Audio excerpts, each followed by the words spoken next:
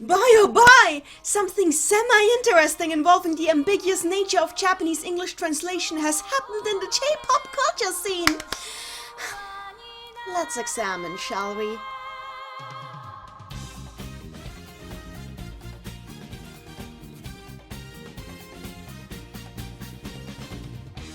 I make no secret of the fact that the linguistics involved in anime and game translation are one of my primary fields of interest as a Japanologist. Compared to translation between Germanic and Romanic languages, as the West is used to it, translating from Japanese to English is filled with a plethora of pitfalls, the likes of which can be very difficult to imagine unless you're fluent in both languages. In fact, this is by far not my first video talking about this sort of stuff. It's because of this that my interest in any given anime-manga controversy immediately skyrockets as soon as the matter of translation issues is brought up. Which brings us to June 21st release of Netflix's redub of Studio Gainax's internationally infamous existential creator meltdown disguised as a mecha anime, Neon Genesis Evangelion.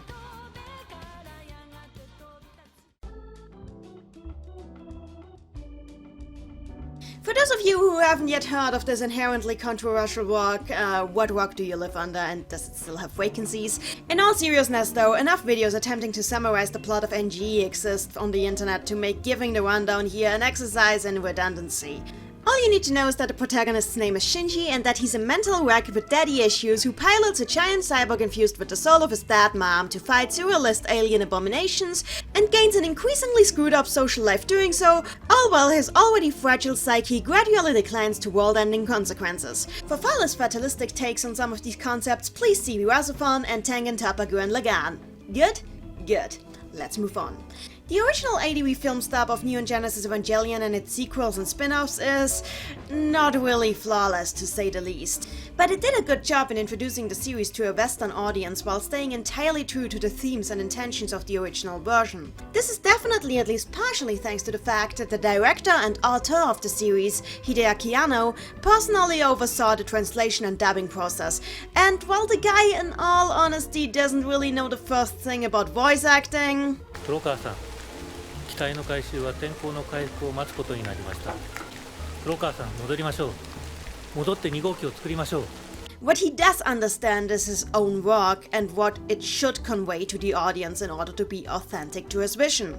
So, while I do have my issues with the ADV dub, such as poor audio quality and hopeless cases of overacting caused by poor voice direction in certain parts, the translated script of the series was as stellar as could be expected from something created with the original author's input. And to the very end of the original 26 episodes run, one can definitely feel the deep emotional investment every single member of the English cast had in these characters and their journey. Was Ray my mom or a clone or hell? Was this all in my mind? What's an Ava? Is that sort of a Freudian thing or? Very invested. In any case, this is probably one of the most influential, iconic dubs of all of the English-speaking anime fandom. Then Netflix decided to license NGE. Not the ADV dub, just the show. People were not happy. Please don't mistake what I'm saying for pedantic. The iconic nature of the original ADV dub of NGE cannot be understated and plays a huge role in the current lack of acceptance for the redub, even though previous similar redubbing efforts, such as in the case of Sailor Moon, were welcomed by the community wholeheartedly. The new dub cast is absolutely stellar, including voice acting veterans such as Carrie Keranen and Erika Lindberg, and Casey Mongillo's amazing vocal range goes a long way to replicate and convey the emotional depth of Shinji Ikari in a way previously only seen in Megumi Ogata's original Japanese performance. I'm sorry, Spike, forgive me, you are still amazing and I'll always remember your screams of existential dread forever. You'll always be the OG, okay? However, while the Netflix dub has a wonderful cast and voice direction, what it does not have is the original dub's Hideaki Anno approved script. And this is where the real troubles start. To be totally clear, the redub always meant trouble. The original voice cast were reportedly never given a real chance to reprise their roles, despite efforts made by the main trio, Spike Spencer, Amanda Wynn Lee, and Tiffany Grant, to at least be given a chance to audition, which is a surefire recipe for upsetting a lot of fans. However, this is a problem that could have at least partially been smoothed over after allowing the performances of the new cast to shine in their own right. I mean, even if it is incredibly scummy to not even inform the old cast of the auditions for the redub, if the new version does prove to contain superior performances and direction in comparison to the honestly badly aged ADV dub, the Netflix decision to make an entirely new dub is entirely understandable, right? No such argument can be applied to the retranslation of the show's script. None. I haven't rewatched the entire series in the new dub, just 2 key episodes. That said, I wouldn't dream of calling the new script bad. It's for the most part natural and faithful to the original Japanese source text in much the same way the ADV dub was, to the point that some stray lines received identical translation in both versions. What gives the new script away as entirely unrelated to that of the ADV dub, however, are some rather baffling localization choices. According to the Marduk report, he's the 3rd child. Yep, he's the 3rd children as reported by the Marduk Institute. Nerve. The Nerve organization was established to execute the wishes of Zele. NERV, an organization created as the executive organ of Zele. He is probably the last angel. He's probably the final messenger. All of these decisions are rooted in the original Japanese script. They are not incorrect translations. If the Japanese version were to be your only point of reference, there would be no reason to complain about these choices. But we do have a point of reference. The ADV script, which was overseen and approved by Hideaki Anno, the original director. In the making of this video, I have since learned that Anno's animation company, Kara, was most likely involved in the translation of the script for the redub. However, as I can't find any evidence that he himself was involved, the point that I am about to make still stands. Back in the 90s, very shortly after the show concluded its original run, Anno personally signed off on every single choice in the ADV dub. The respective pronunciations of Nerve, Seele and Gehirn, calling the Eva pilots by the correct singular child rather than the awkward English singular children the original Japanese featured, and referring to the enemies consistently as angels, even in parts where the original Japanese mixed up the terminology for context reasons. So all of these localization changes are within the intent of the original author. They are part of how the show was meant to be consumed by a Western audience. Thus, not carrying over this terminology, despite being faithful to the Japanese script, ironically makes the Netflix script less faithful to Anno's authorial intent than the ADV dub. But those are only terminology changes. They're not a big deal. They don't alter the context of the narrative itself.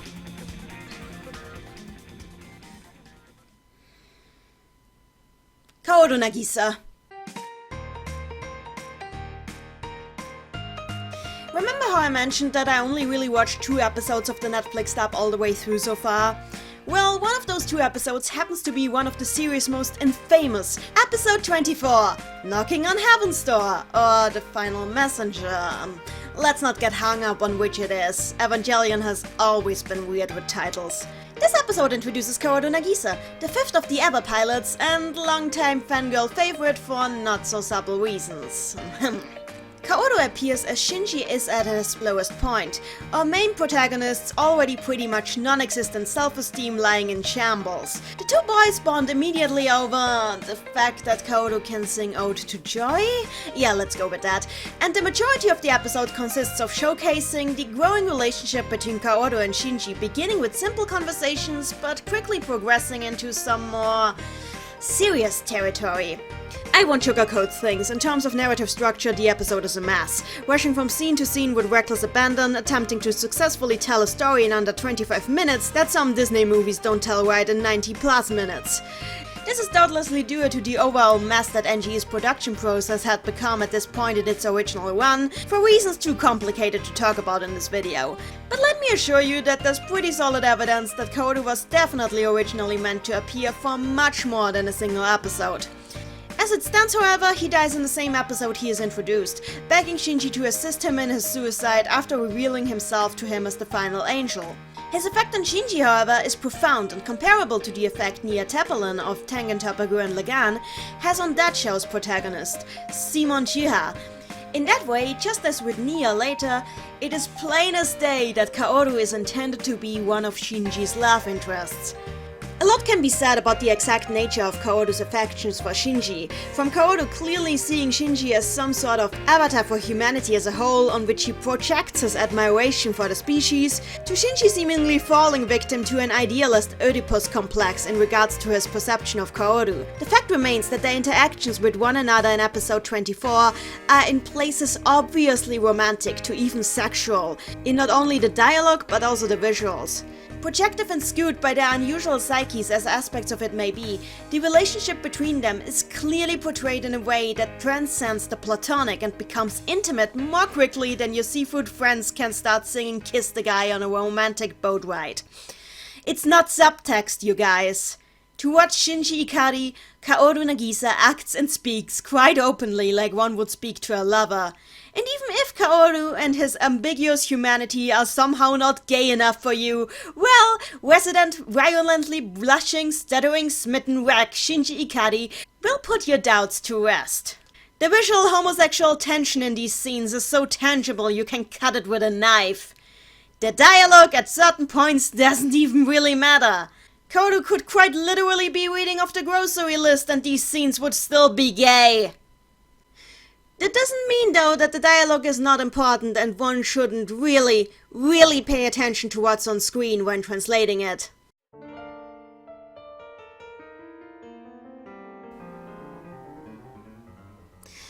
The translation of Kaworu's words to Shinji in the Netflix dub is not wrong, but it ignores the context of the scene, as well as the authorial intent.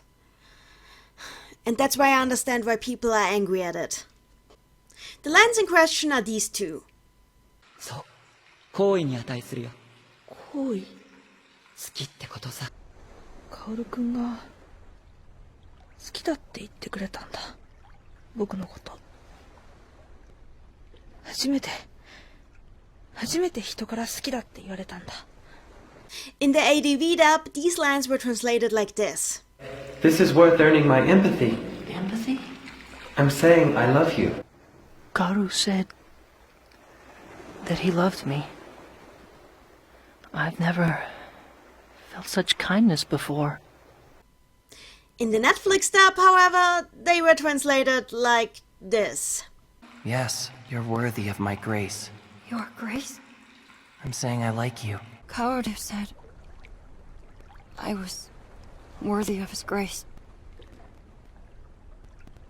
That was the first time someone told me they liked me. Which one of these is right? The fact is, both are. The Japanese term ski doesn't really have a direct equivalent in English. It holds a connotation that is meant to convey very personal but broadly defined affection. It doesn't simply mean to like something. It means to feel a strong, positive, emotional connection to a person or thing. For that reason, this term can be used to profess affection to your friends, your family, your favorite item, or it can be a love confession. And in fact, in Japan, love confessions using ski are a lot more common than the much stronger term aizuru, let alone the implicitly sexual term koizuru. In most romance manga, ski will be the term of choice the heroine uses to confess her love to her object of affection. And though, via character analysis, a strong argument can be made that when Kaoru uses ski to express his affection for Shinji, he means general affection towards Shinji's humanity, more than personal romantic affection, this is clearly not how Shinji takes Kaoru's words. To Shinji, what Kaoru said in that moment definitely sounded like a confession of romantic devotion, which becomes very clear when Shinji later tells Misato. 初めて人から好きだって言われたんだ。With the line being translated as "I like you," this statement of Shinji sounds like a pure delusion, which wouldn't be out of character for him, of course, but it isn't at all what the episode is trying to get across. Of course people have told Shinji before that they like something about him. That's a big part of the reason he started defining himself through his status as a pilot of the Eva in the first place. His efforts earned him praise from those around him. He had friends for most of the series, and at least implicitly, these people have definitely expressed a liking for him. So by translating ski as like in this context, a whole layer of the statement is lost, and Shinji professing that this was the first time anybody has ever said that they like him sounds less like a serious revelation about his character and more like his typical delusional whining about how the world hates him. And I think that's why Anno signed off on the ADV dub translating this line as "I love you" rather than "I like you. Because the point of this line is not Shinji thinking that Kaworu is the only person who's ever tolerated his presence. It's that Shinji feels like Kaworu was the first person to ever have a genuine, emotional connection to him. Something that he's never allowed himself to have due to the series' often cited theme of Hedgehog's dilemma.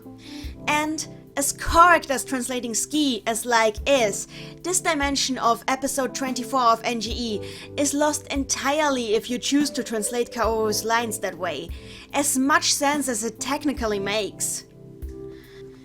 The Netflix dub of NGE, by all measures known to me, is a very well acted, well directed, and well translated version of a classic piece of animation history. I am not telling anyone that it is in any way bad or even inferior to the original, and I am not telling anyone to stay away from it. All I am saying is that if you, as a translator, have access to references regarding authorial intent, you should probably use them.